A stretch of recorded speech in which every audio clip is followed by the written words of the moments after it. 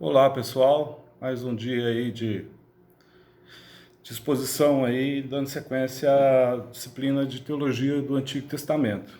Até a última aula eu falei sobre o Walter Archirot, com o conceito de berite, de aliança no Antigo Testamento.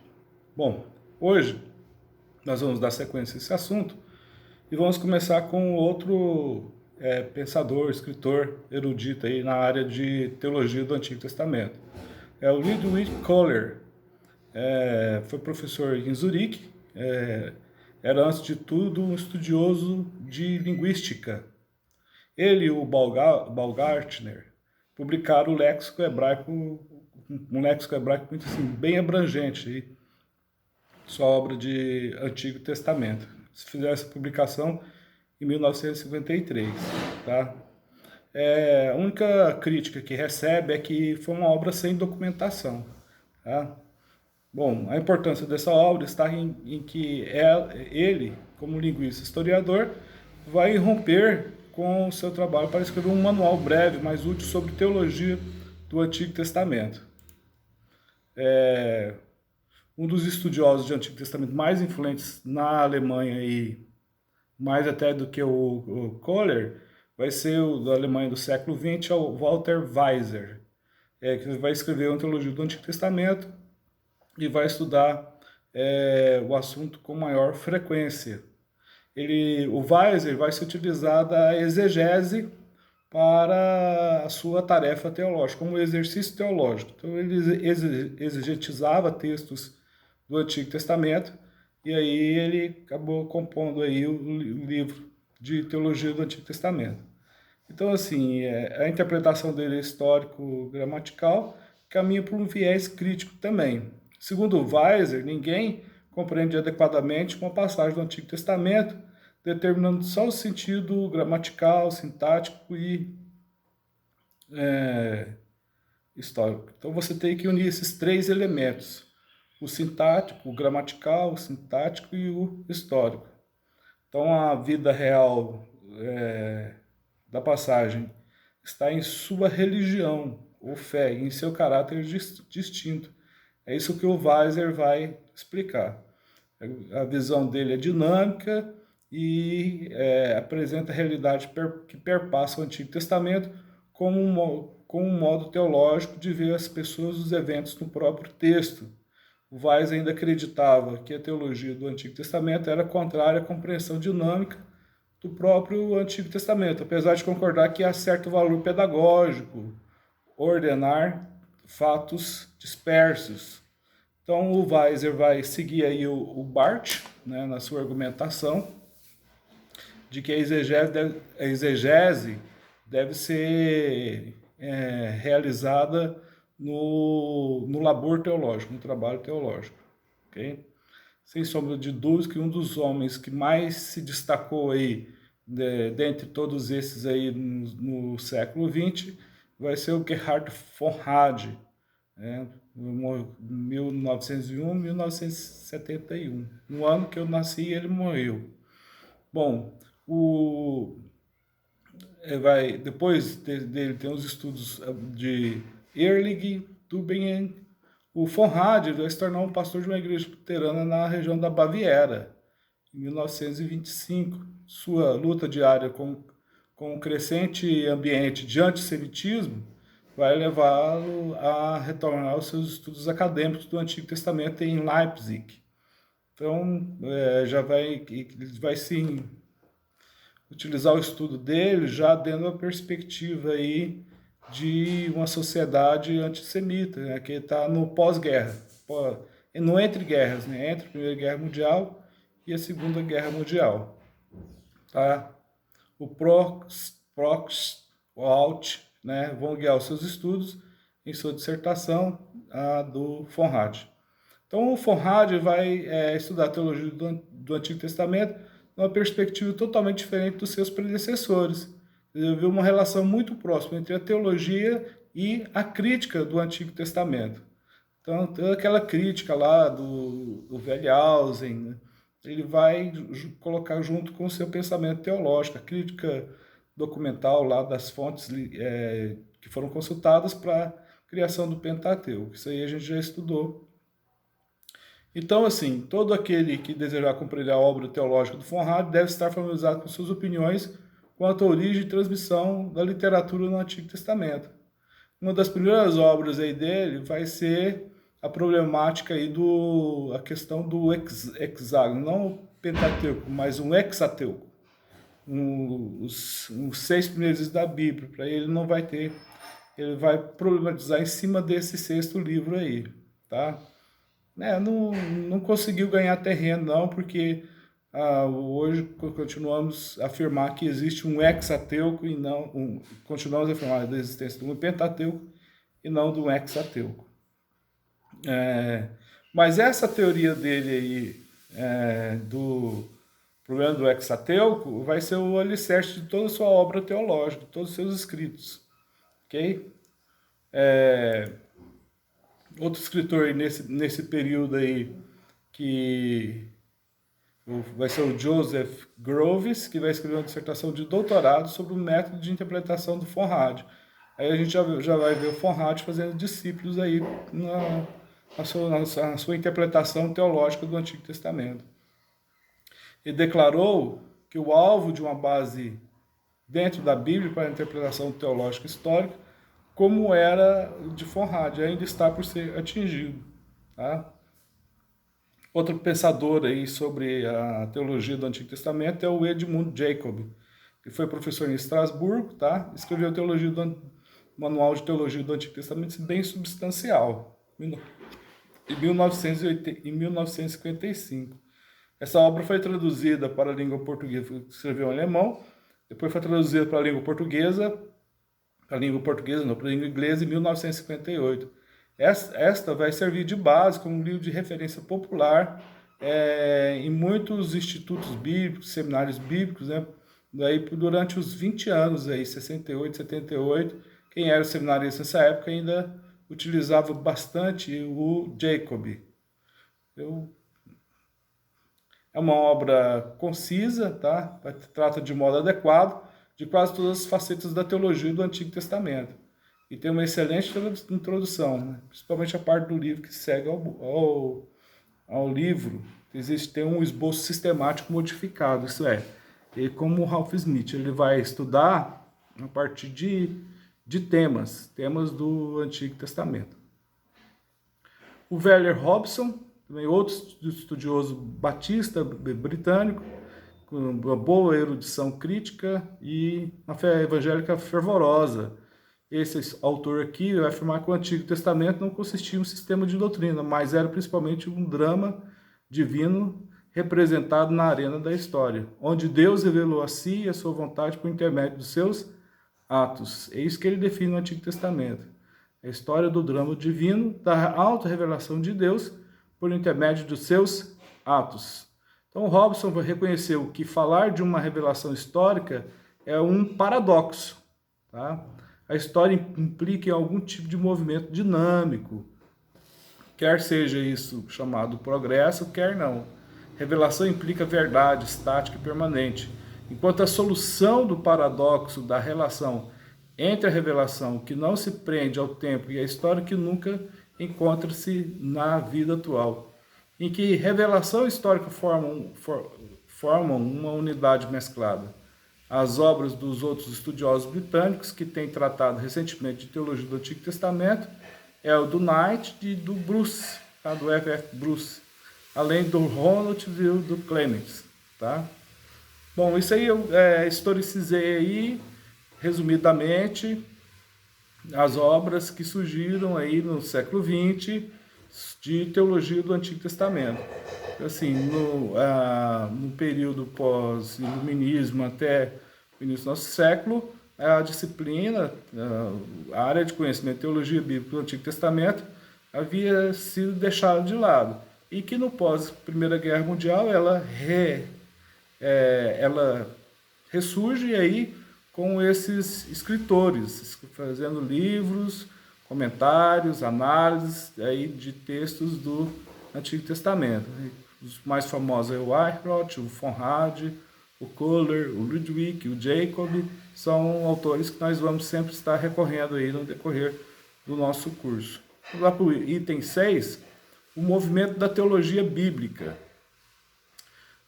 O Robert Denton, ele chamou esse período esse movimento começou em 1949, que seria a era de ouro da teologia bíblica, logo após a Segunda Guerra Mundial, que terminou em 1945.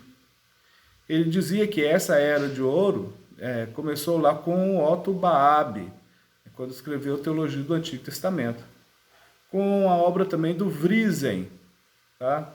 Todos eles vão publicar livros na época, 1949, e dentro do campo de teologia do Antigo Testamento. Além deles, nós vamos ter o Paul Heinrich e o Paul van Inschut. Em 1950, vai publicar 2 volumes daí de teologia do Antigo Testamento, tá? Também vamos ver obras aí que vão surgir em 50, 54 e 1956.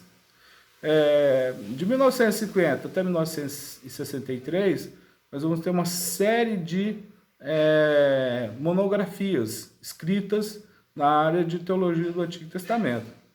Em 1963 aí, existiam aí 37 títulos publicados na área de teologia do Antigo Testamento, na área de teologia bíblica. Desses 37, 12 eram dedicados somente para os estudos de teologia do Antigo Testamento. Então, as novas revistas que foram lançadas para dar apoio ao movimento, aí a gente vai ter o surgimento da revista, né? Que são periódicos aí que especialistas escrevem para que as pessoas leiam. O Theology Today, 1944, é uma revista que surge desse período. Interpretation, 1947, de Antigo Testamento. The Scottish Journal of Theology, 1948. Além de numerosos artigos sobre teologia do Antigo Testamento também. Aí vamos ter o James Smart, que vai escrever A Morte e a Ressurreição da Teologia do Antigo Testamento. O Clarence Gregg, a Teologia Bíblica em comparação com o Historicismo. O Muriel Curtis, a relevância da teologia para hoje, a relevância da teologia do Antigo Testamento para hoje. O Irving, que é o Revivendo a Teologia do Antigo Testamento, sua natural função, a função natural da teologia. E o Albright, que é o Retorno à Teologia Bíblica, tá? O Childs, por exemplo, ele vai acreditar que o movimento da teologia bíblica tinha adquirido um consenso em torno de 5 grandes temas teológicos. Quais seriam esses temas? A redescoberta da dimensão teológica, o adjetivo era penetrar no coração da Bíblia para recuperar sua mensagem e mistério, perdidas pela geração anterior. Então, é a redescoberta da dimensão teológica do AT. Segundo, a unidade de toda a Bíblia, através do método canônico único. Terceiro, a ideia de que a revelação é histórica. Terceiro, a ideia que a revelação é histórica. Quarto, o caráter distinto do pensamento bíblico hebraico. E quinta, a singularidade da fé bíblica diante das outras religiões. Então, o Charles ele vai apresentar esses cinco características aí do movimento de escrita, de teologia do Antigo Testamento, nos séculos que pós Segunda Guerra Mundial. Então, o Charles ainda vai afirmar que o movimento da teologia bíblica acabou, mas a necessidade de se estudar e continuar escrevendo sobre teologia bíblica continua, tá? Pode ser que não tenhamos hoje grandes pensadores, escritores de teologia bíblica como no passado. Teóricos como von Rad, o Childs, o Eichrodt e etc. Então, o que ele propôs é uma nova forma, né? Começando com o estabelecimento de um contexto apropriado. Vai transformar todo o cano da Bíblia no contexto, né? Que é essa teologia canônica. Para Charles, os dois testamentos estão juntos, eles não são um diferente do outro. Ambos estão juntos, com pouco espaço para disciplinas separadas de teologia do Antigo e do Novo Testamento. Tá? O ideal seria estudar a teologia bíblica, que você estuda toda a Bíblia, não só apenas um testamento. O James Smart, presbiteriano, ele vai responder ao movimento do Childs da seguinte forma. Segundo o Smart, Childs criou um quadro errado do desenvolvimento da interpretação bíblica. Fecha aspas. O Smart fez objeções ao título que o Childs deu ao movimento de teologia bíblica, que é aquele período de produção de teologia, dizendo que era um movimento, não uma disciplina em si. Né? É nesse quesito que o Smart vai criticar o Childs, dizendo que ele não é apropriado para o estudo da teologia do Antigo Testamento. Ele não é só um movimento, é uma área de conhecimento permanente aí dentro para se entender a Bíblia. Então o Smart vai argumentar que a teologia bíblica ela é de interesse mundial. Não é só de interesse alemão, ou só britânico, ou só americano, ou só brasileiro, né? Todos têm um interesse em ter uma compreensão da teologia bíblica.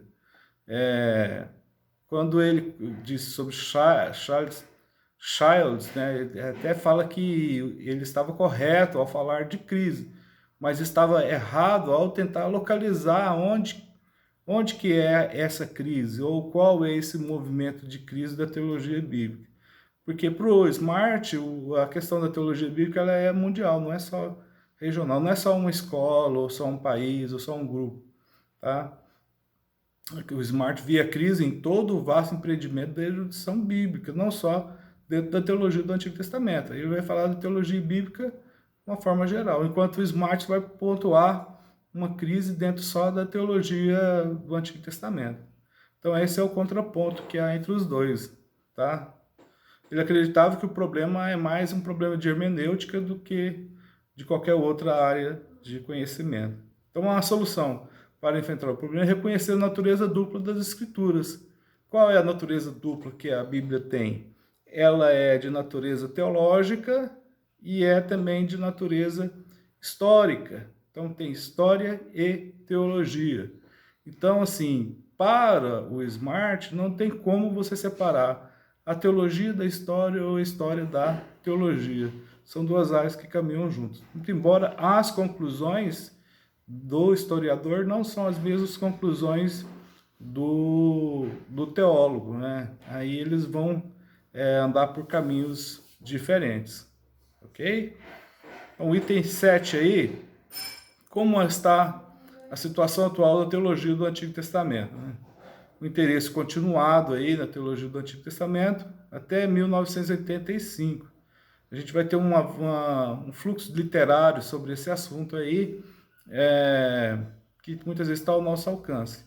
Dentre esses aí, eu vou citar o Zimmerli, Walter Zimmerli, na teologia do Antigo Testamento, que vai considerar o Antigo Testamento, a tese dele, ou a teoria que ele vai impor, estudos teológicos do Antigo Testamento, que é o livro dos pronunciamentos. Isso ele vai contrastar com o conceito Fonrad, que o Antigo Testamento é o livro de história. Zimmerli, nesse aspecto, não vai concordar com o que o Fonrad propõe como estudos teológicos. Para ele, são pronunciamentos divinos, né? Você faz o estudo teológico a partir disso, enquanto que o Fonrad via mais na perspectiva histórica. Tá? Então ele diz, né, a obediência a Javé é o único Deus que libertou Israel da escravidão e zela por ser único, define a natureza fundamental da fé veterotestamentária. E seu Zimmerli, né, que se a história não exige obediência, ela é normativa descritiva, ela é histórica e teológica.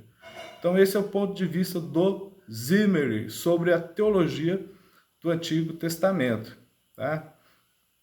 Espero que vocês tenham compreendido esta aula e em breve continuaremos esse mesmo assunto aí em outro vídeo, ok? Que todos possam ter um excelente dia na presença do nosso Deus Todo-Poderoso. Shalom Adonai.